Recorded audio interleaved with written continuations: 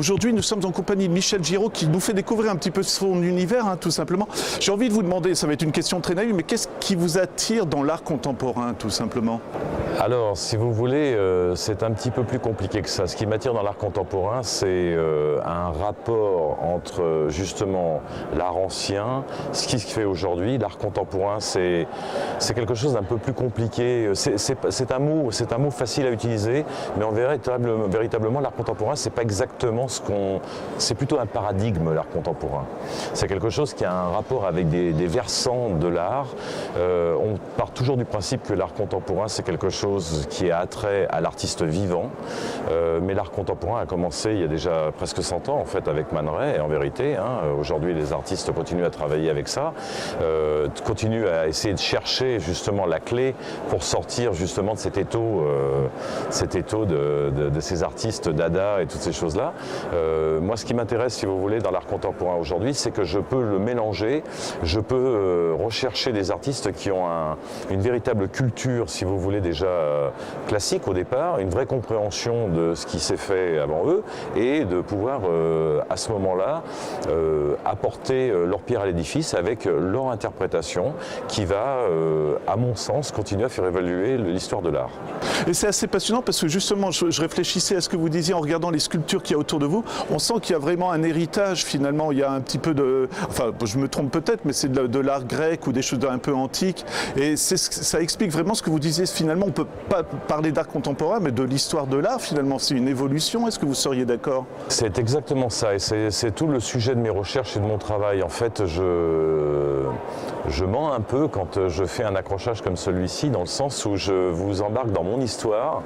Et mon histoire, c'est l'histoire de l'art avant tout. Et mon histoire, c'est de vous montrer que l'art contemporain peut très bien se chevaucher avec l'art moderne, parce que dans cet accrochage, vous avez des artistes modernes. Vous avez un grand prix de Rome de sculpture qui a été primé en 1919. Donc on est très très loin de l'art contemporain comme on peut l'imaginer.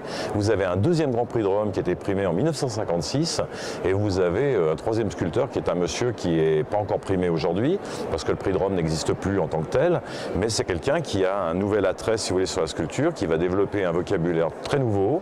Et moi, ce qui m'intéresse, si vous voulez, c'est d'arriver à créer des passerelles et de montrer que certains artistes ont une vraie compétence artistique au premier sens du terme, et qui a une vraie qualité dans le travail, qui a une vraie innovation dans l'esquisse, et pas simplement juste une pensée. Voilà.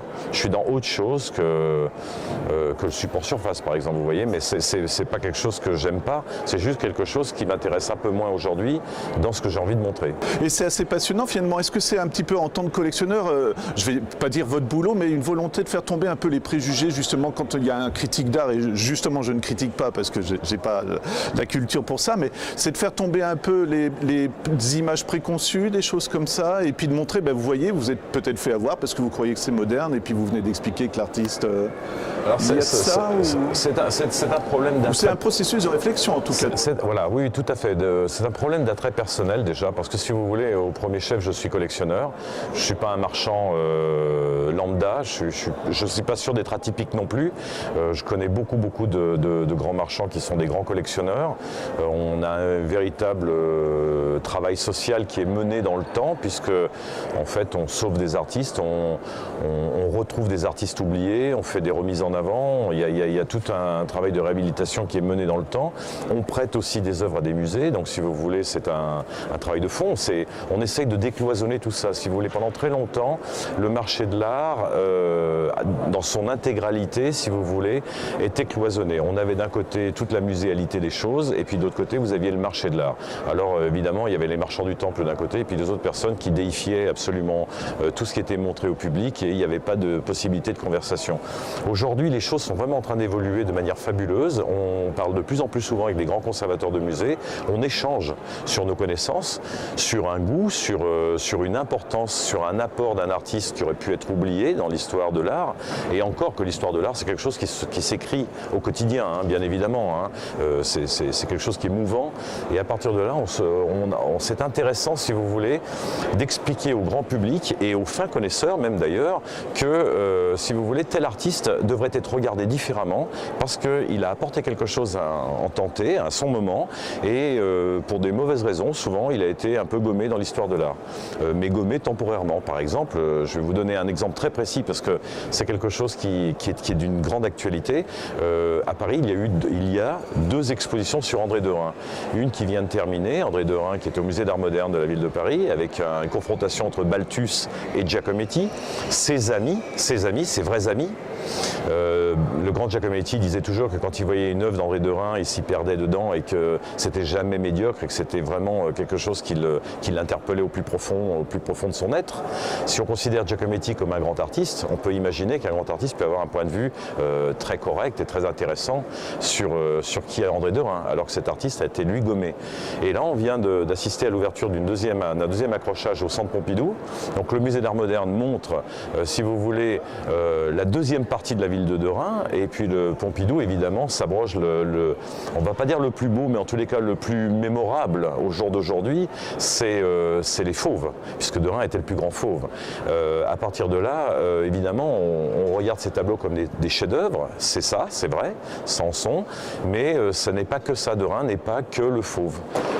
Il va décider après de s'écarter du chemin qu'il était plus ou moins tracé, parce qu'il était ami avec Picasso à ce moment-là, il côtoyait Matisse très régulièrement, donc les véritables échanges intellectuels se faisaient au quotidien, et pourtant Derain décide de casser tout ça et de dire, eh bien moi, je vais arrêter d'être fauve, je vais pas rentrer dans cette voie du cubisme, et je vais essayer d'aller dans quelque chose d'autre, je vais créer mon style, je vais essayer de retrouver l'histoire de la peinture ancienne et la redévelopper à ma manière, en convoquant les grands mouvements historiques, à savoir le hiératisme, un petit mélange d'Afrique, un petit mélange d'Océanie, etc., etc., le bassin méditerranéen évidemment, et créer du Derain.